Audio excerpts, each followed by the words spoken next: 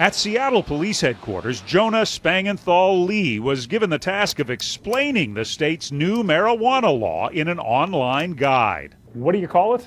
What Now? Yeah, it's a guide to legal pot use in Seattle. What Now? What Now?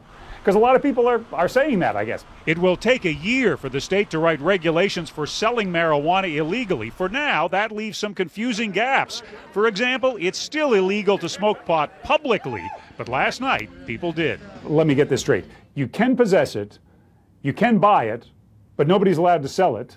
That's correct. Nobody's allowed to grow it right now either. That's correct as well. So how do you get legal pot? I couldn't tell you. The new law passed with 56% of the vote. Supporters say it will save police and courts time and money. Since 2001, more than 130,000 people have been arrested in Washington state for marijuana possession. Legal marijuana sales could also generate Washington $500 million a year in taxes and business.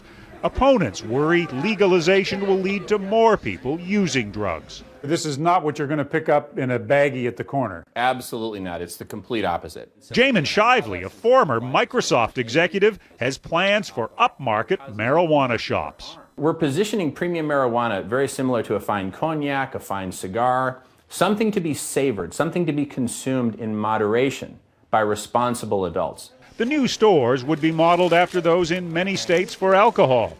By next month, a similar law will go into effect in Colorado, where residents will be allowed to grow their own marijuana.